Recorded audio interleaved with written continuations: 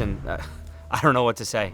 3rd, 7th, 5th, all top 10 finishes. The truck has been running flawlessly. Evan and his team have done such a good job developing this vehicle. We've put the time in, we've put the miles in, and we are here to go win the Baja 1000.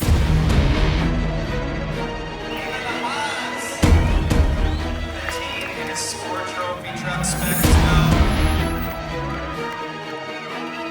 Everybody on this team is here to win. There's the championship, and that's important, and we want to make sure that we secure a good position in the championship for Mike. But I think that Mike, Troy, and myself, along with all of our crew and chase guys, are here to win. If we were out here and we didn't think that we had the ability to win, I wouldn't even bother coming down here and wasting my time. Any form of motorsport, there's highs and lows, that's for sure. But I think Baja racing takes that to the next level. You see guys that come in and gradually get better and better and better, and then they start winning. And then sometimes you'll see the same guys not win for 2 years straight, and then come back to winning again. And it's kind of has its cycle. And sometimes you see guys that they'll never win again, and it's just the way it works. So I don't know. I guess it's just motorsport and racing in general. The success won't last forever. Starting the race for the first time this year down in La Paz and going back north, it's kind of created a little bit of a logistical headache just to get everybody down here. That's part of what makes the Baja 1000 so much fun and such an adventure, is just trying to get everyone where they need to be when they need to be there. So the driver lineup for the races, I'm going to drive the first 525 miles. There's going to be a smaller section in the middle where we've teamed up with Jack Gabrowski, who's going to drive a shorter stint through San Felipe. And then from San Felipe on, Troy's going to pick the last bit of the race. Every time we've needed another driver, we've used one of the Gabrowskis, and it's just been a good partnership. I think they're easy guys to work with. They're fast, they're respectful of the equipment, and I really enjoy having them in the program. There's basically 3 individual teams coming together on race day to make the race happen. So Mike and I are down here pre-running at the same time. Jack is pre-running at the same time. Troy is pre-running, but we'll actually never see those guys until race day. People do hear the Baja 1000 and they think oh wow, that's a long race. They don't really get that it's our chase crews are up for 36 hours. Everybody gives everything they got to this race, and 60% of the people that start it don't finish it. It is probably one of the highest attrition races ever created. People seem to think that racing is just this exponential curve up, and it just couldn't be further from the truth. The highs and the lows of a career are peaks and valleys, right? They're really far away from one another. It's really experiencing the lows that make the highs. I don't think you can have one without the other, but there's always ups and downs, right? I've been in some form of race car for 18 years, the better part of my life, more than half of it, and I've experienced a lot of both. I've experienced some fantastic wins. I've experienced some devastating losses. It's that feeling of winning and that feeling of being on the podium that keeps people coming back for more. It's like an addiction, right? Once you have that in your blood, you just can't seem to get rid of it. Anybody who's out here competing, they know that feeling and they know what it's like. Either they desire to win, they have won, they're dreaming of winning, and it's that drives people forward. We've really been successful in what we're doing right now. Of course, a Baja 1000 win would be incredible, but just to be down here, being able to run this is special enough. As soon as that visor drops, everybody changes. I don't care who it is in the car, Mike, Hudson, everybody. As soon as that visor drops, you turn into a different person.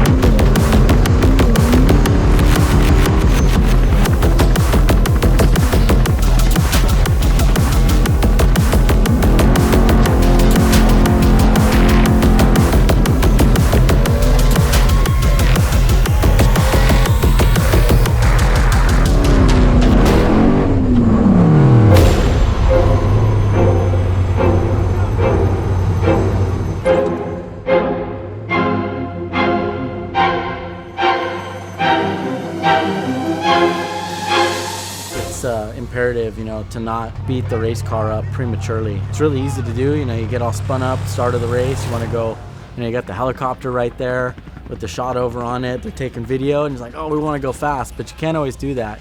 The goal is always the same, but the way to accomplish that goal may change mid-race. That's probably the biggest challenge to racing Mexico, is learning to adapt and change on the fly while maintaining the same end result.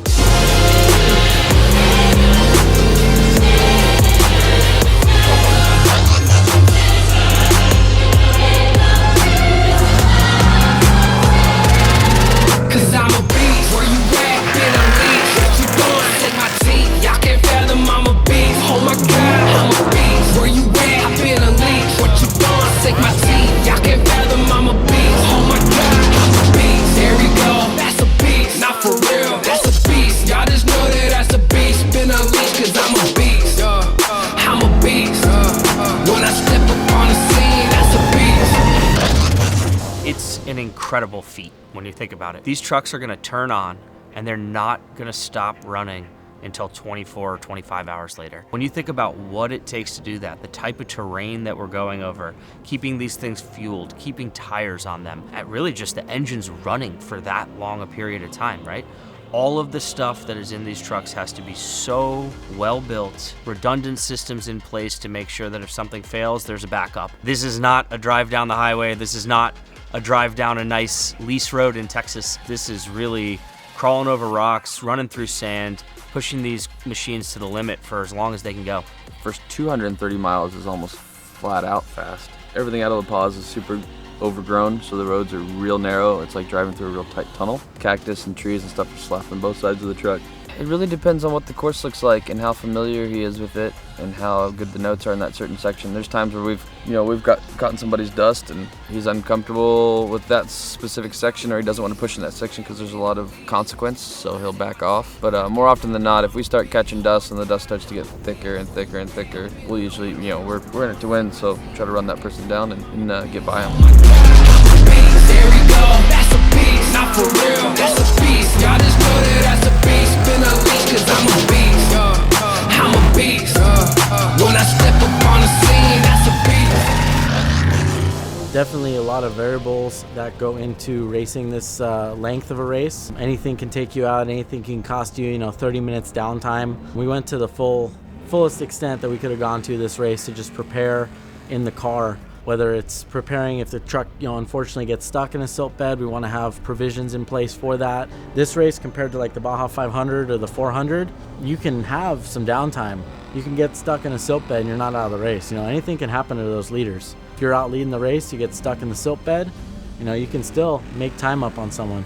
Mile 300 to 350 is probably the most grueling section of our race. You drop into the wash and there is just rocks everywhere, washouts, holes, and the silt. Oh my God, the silt. There's not a million lines around it. So it's gonna be really interesting come race day to see who's sitting there, what's going on, and what the opportunity is to move stuff around and to get around it. Racing in Mexico is tough. It takes a lot out of you. I know everybody loves to watch the videos and go, oh, that's so cool, you just bounce around in the truck all the time. I'm like, it still takes a lot out of you. It's still physically demanding.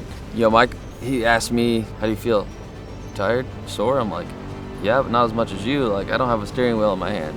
If that's what it takes to accomplish the goal, then that's what it is. And once you get Mike started on a task, he's very focused on that. And he's like, nope, we're gonna finish that task before I think about anything else. So come race day, it's strictly business. It's just nonstop problem solving.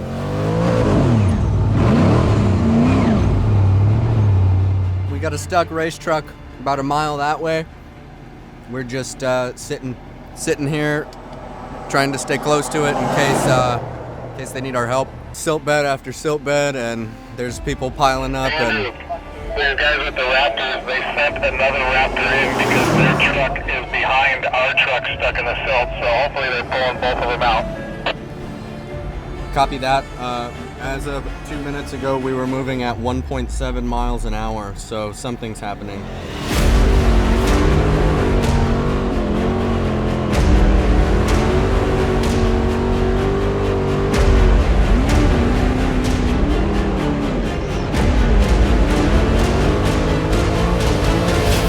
did just get an update that the truck moved, but they're in the middle of a silt bed, a really long silt bed. So they have to get through this one and have enough momentum to get through the next one, but the next one has 3 trucks stuck in it as well. The next pit that we need to go to is at 350. So we're just hanging out right here where we might be able to be useful before we leapfrog further up to meet at the pit to see if they need anything else, and then we have to get up to San Ignacio to give them an air filter, because after all of this dust, they're gonna need a fresh air filter bad. Sometimes sitting here doing nothing's the best thing, unfortunately. It's hard to do though.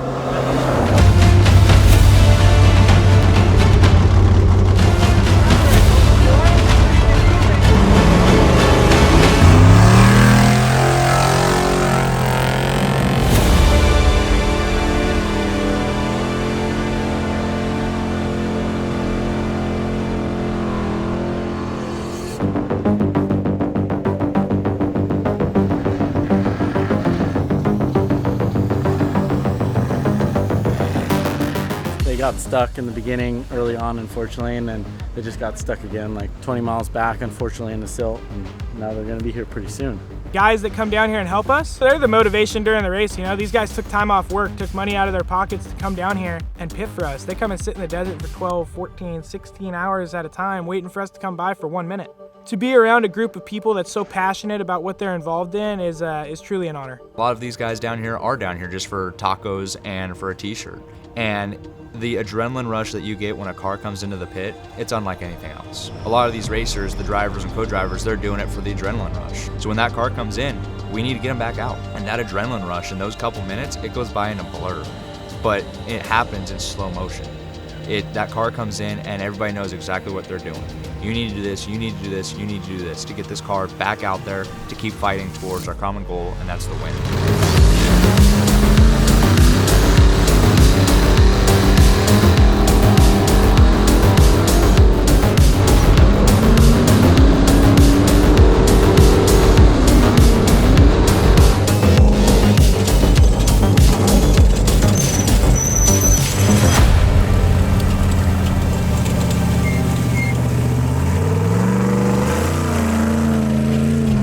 Race mile 525. When Mike comes in, we're going to do a full 4 tire change, driver change, tank of fuel, switch on air filter, and hopefully send the boys on. We're in San Ignacio. Mike should be coming in here in a few minutes. Jack's going to get in and take it to 950. Truck is approximately 20 minutes out. We've had a couple of issues with silt today, but the truck's in good shape. Jack's going to get in and take it for here for the next 500 miles. I think the best way that I can describe it is like driving right on that edge of control for 12 hours, you know? Like you leave the pits in San Ignacio and like my heart will be pumping until I get out of the car at 950. There's nothing on this planet that can get you a better high. It is better than any drug out there. Like it's addicting.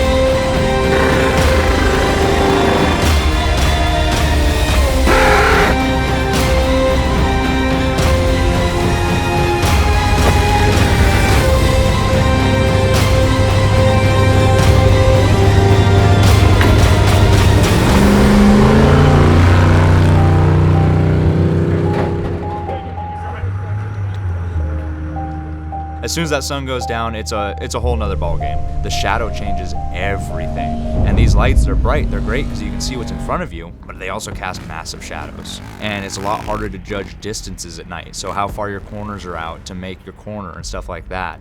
You know, the lighting technology has come a long way. They're being lit up with Baja designs, and they can reach out and see, which is great for the straightaways. But once you get into the tight turning technical sections, yeah, you got those shadows. And that shadow could be hiding a cactus, could be hiding a rock, and that could, you know, you blow a corner and you hit a rock and now you're out changing a tire. So scandalous.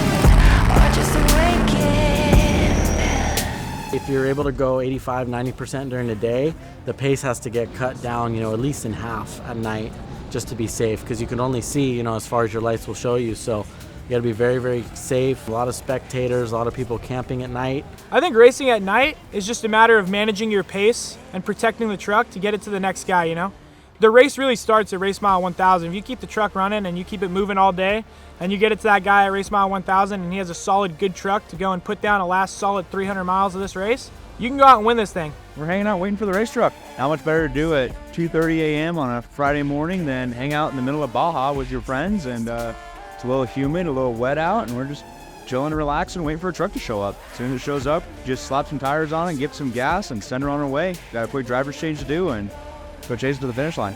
We're at 9:50 here.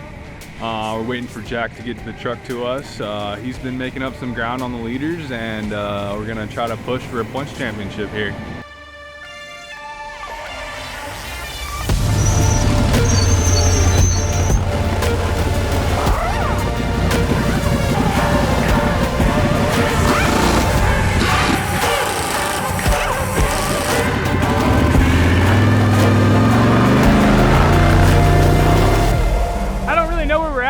But we're in a better position than when we got in, With how long the race is, there's 1,300 miles for mistakes.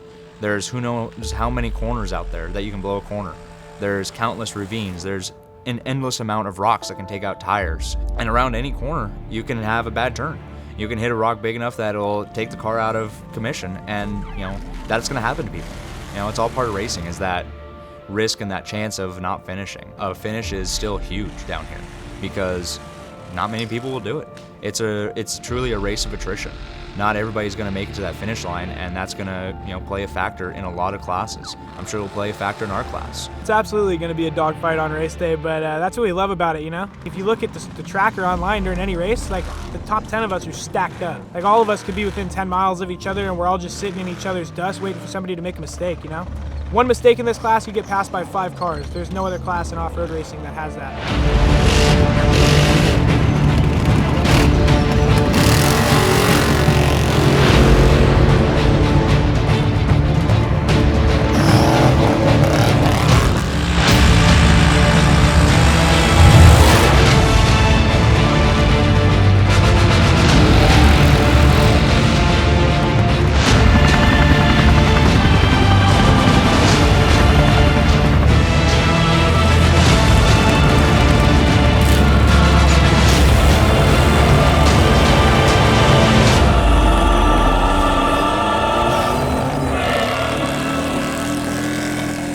It's honestly true down here in Mexico. Anything can change at a split second. You could be 30 miles from the finish line and pop something. I'm not even going to say it.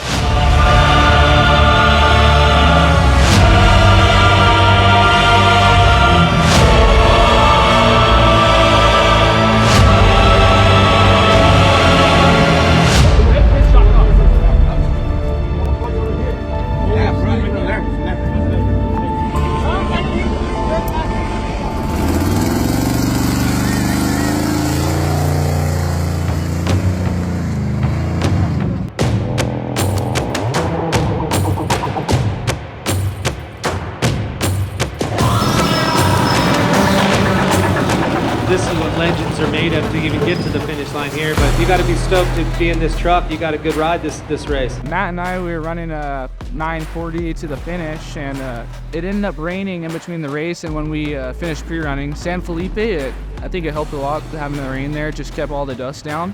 But then going up over Ovos and towards the finish, we were just splashing through mud puddles all day. We ran out of rags. But we were still able to have a pretty clean run and get it up to the finish, so can't ask for nothing more than that. When Mike and I first talked about this at the beginning of the season, and I kind of stated to him that I wanted to get to the point where we could support him as much as we could from our shop, and he was on board with it.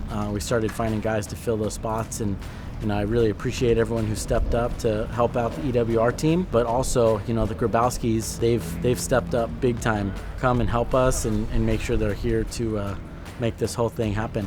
It's been a long season, it's been a lot of miles, and it's been a lot of days away from home. So I'm sure once the new year turns over, we'll be ready to get back in action. But it's going to be nice to have a break and to be home and then just kind of reset and recharge for next year. But the excitement is there. I mean, we have spent this year pulling together such an incredible group of people, and the gelling and the camaraderie on the team and the common goal is really become apparent.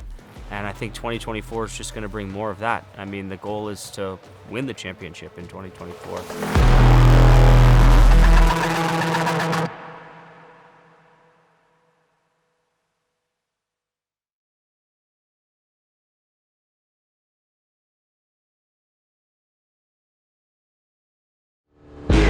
I bet on myself. Yeah, I bet on myself. This was a hard one. Yeah, I bet on myself. Yeah, I bet on myself. I don't need you, I do it. I just did the start to race mile 350. I got out of the helicopter. Yeah, I bet on myself. Can't dream so big that it think I'm crazy. Let out the beast, no thinking. What's the next question? I fuck up. I'ma keep on going till I got that. Okay, the way that I'ma do it, they can't top that. No way. Critics trying to hate, but I don't talk back. I know that. Plotting on the kid with the bull, tell him all that. Yeah, so we have a staggering 450,000 people down here to help us out. They never thought we would make it. Underdogs, it wouldn't be